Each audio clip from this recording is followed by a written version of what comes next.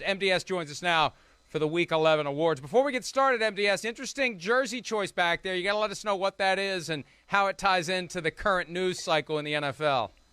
Behind me is my practice jersey from Cary Grove High School. My senior year was 1994. The 2021 team is doing much better. They're in the state championship game on Saturday. But to get to the state championship game, they beat Lake Forest High School, the team that Matt Nagy's son plays for. And some of the students were chanting, "Fire Nagy" at that game. And now the school has apologized. I'm glad they apologized. The students, I think, got a little over their skis on that one.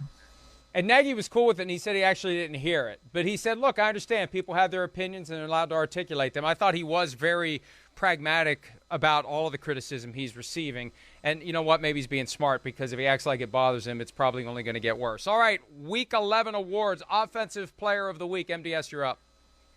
I got Chargers quarterback Justin Herbert. He threw for 382 yards, ran for 90 yards. Actually, the first player in NFL history to have 380 and 90 in a game. And I think we all know how well this young quarterback is playing, but I don't know if we're giving him enough credit for just how elite a quarterback he is at the age of 23. His athletic ability, the way he sees the field, the way he can put an offense on his back late in the fourth quarter, all just outstanding. I think he's a legitimate MVP candidate. I think the Chargers would probably have to run the table, because so much of how we judge an MVP is how well his team does. But I think he's in that class of player that I would consider him for MVP this year. Speaking of another guy who's putting himself in the MVP conversation, MDS, is Jonathan Taylor. And we all know what he did on Sunday. 32 carries, 185 yards, 4 touchdowns rushing, 3 catches, 19 yards, and a touchdown receiving. 204 total yards. He now leads the NFL in total touchdowns. Has just been great. Still doesn't lead the NFL in rushing attempts, though. He's still behind Derrick Henry. And, Mike, to get that MVP award, as we just talked about, Adrian Peterson was the last running back to do it. I think he's going to have to set some sort of record. But the way he's played the last few weeks here, leading the Colts, maybe we have to have him at least in that conversation. Yeah, absolutely. And look, you have to have a special season if you're a non-quarterback of a number 1 seed. But Taylor is having that special season. We'll see what kind of a finishing drive he has. This guy's not going to get any MVP awards because there's so many great receivers out there, but I got to give some love to Jefferson, who has had a spectacular career so far. He had his 11th 100-yard receiving game of his 2-year career, matching Randy Moss, and he's got 7 more games to surpass Moss, and he's got 7 more games to catch Odell Beckham Jr., who has the Super Bowl era record with 15. 8 catches for 169, 2 touchdowns. Should have had a third, and I really did think that the third one, the one that was wiped out on the long bomb, and I think this is it here, where he reaches out at the goal line. I think if we had the fixed cameras that Bill Belichick has been clamoring for, we would have seen that the front of that ball kissed the goal line, at least the front of the goal line. He had the touchdown catch coming out of the backfield. He had the touchdown catch that put the Vikings up 31-24 late, and just a phenomenal player. And not the same sizzle as Randy Moss, not the same splash and panache that Moss had, but just consistently getting it done week in and week out and having a great career so far. All right, Defensive Player of the Week for Week 11. MDS, you are away.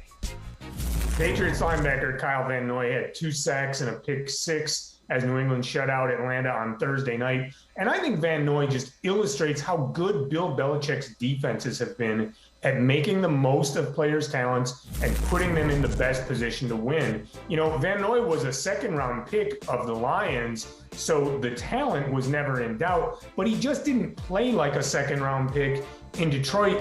He goes to New England and he starts to show that talent he has. Then he spent 1 year in Miami last year, was a little bit of a disappointment. They cut him. Now he's back in New England playing well again. He's just the kind of player who fits into what Bill Belichick likes to do. This time last week, we couldn't wait for that Cowboys-Chiefs matchup to see Patrick Mahomes go against Dak Prescott. Guess what? It turned into a defensive battle, 19-9. The Chiefs won. The best player on the field on Sunday was Chris Jones. No question about that. 5 tackles, 2 for loss, 3.5 sacks, a forced fumble, a fumble recovery. A pass he defensed was intercepted. I mean, what more can you do as a defensive player? 8 pressures on Dak Prescott. Moving him back inside has just been so key for the Chiefs and getting him healthy. They are a different defense, Mike, with Chris Jones inside and with him healthy. Yeah, and it's good that they realized the mistake they were making by moving him outside. You have to have that havoc coming up the middle, and he is so good at that. And that was a big reason why the Chiefs won that game. Big reason why they're 7-4 and moving in the right direction. Darius Slay, 2 straight weeks with touchdowns scored defensively, and last week's was overshadowed by Teddy Bridgewater's notorious non-effort to try to tackle Slay as he was returning a fumble. This time around, it was an interception, and he only allowed 1 catch for 9 yards against the Saints. And even with Trevor Siemian and all the other players who are injured, it's a Sean Payton offense, and for Slay to perform that way is impressive. One of the reasons why the Eagles are trending toward what would be a very unlikely playoff appearance, but at 5-6, they are very much alive for that. MDS, Rookie of the Week, you're up.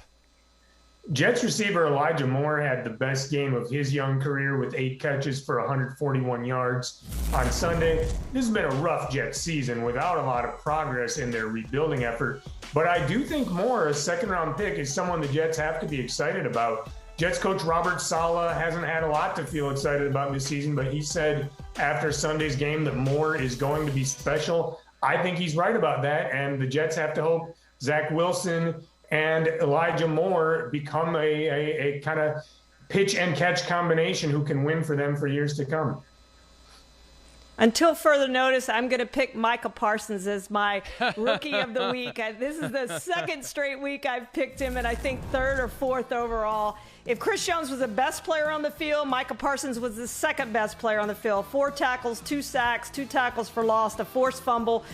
He's definitely the defensive Rookie of the Year, barring injury, Mike. But do you put him in that conversation for defensive MVP as well as he's played?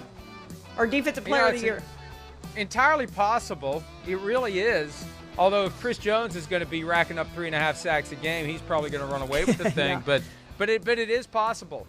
And I think we should just call it the Micah Parsons Award every week, because one of us seems to pick him every single week as we look for 3. And another rookie who may be eclipsing Jamar Chase as the presumptive offensive Rookie of the Year, Mac Jones. The mac and cheese that Matt Judon actually doesn't despise and doesn't advocate that we all avoid. You know, it's just it's systematic, it's robotic, it's exactly what the Patriots needed. It looks smooth, it works, he runs that offense to perfection. I think Justin Fields is more talented and maybe a better quarterback with a higher ceiling over the long haul, but Mac Jones, precisely what the Patriots contemplated when they made him the 15th overall pick, and here they are at 7-4. They've got 2 big games coming up that will go a long way toward proving whether they're ready to be a deep into the playoffs contender this year with the Titans and the Bills in back-to-back games. And if Jones can come out and be as unaffected as he has been all year long in those games and not blink in the face of the Titans or the Bills defense, then they could be on their way back to the Super Bowl. All right, Coach of the Week, MDS, you're up. Colts coach Frank Reich believed in Carson Wentz. He pushed a trade for him. He thought they could win together. And after a rocky start this season, Reich appears to be correct. The Colts are on a 3-game winning streak. They've been playing real well for a while now. You know, they haven't lost a game outside of overtime since September. They're competitive every single week. They played their best game of the season on Sunday against the Bills. They made the playoffs with Phillip Rivers at quarterback last season, and I think they're increasingly looking like they're going to be a playoff team with Carson Wentz this season. I think Frank Reich is a coach who deserves a lot of credit. When a team fires you, there is nothing better than getting revenge, and I can't imagine how good that felt for Ron Rivera to beat the Carolina Panthers and Cam Newton in his first start in his return to Carolina. But Washington did an outstanding job, and Taylor Heineke, who we haven't had as one of our offensive players of the week, but probably deserved it over these last 2 weeks the way he's played. They really have a chance to make a playoff push now. They're 4-6. They've beaten the Bucs and Panthers. They've got 5 division games left, Mike, including 2 against the Cowboys.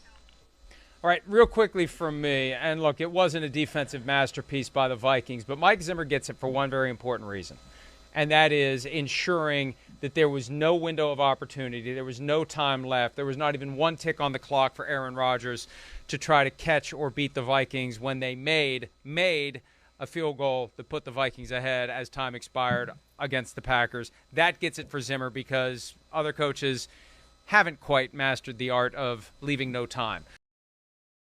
Hi, I'm Mike Tirico, and thanks for watching. Make sure to hit subscribe for the latest news and highlights from NBC Sports.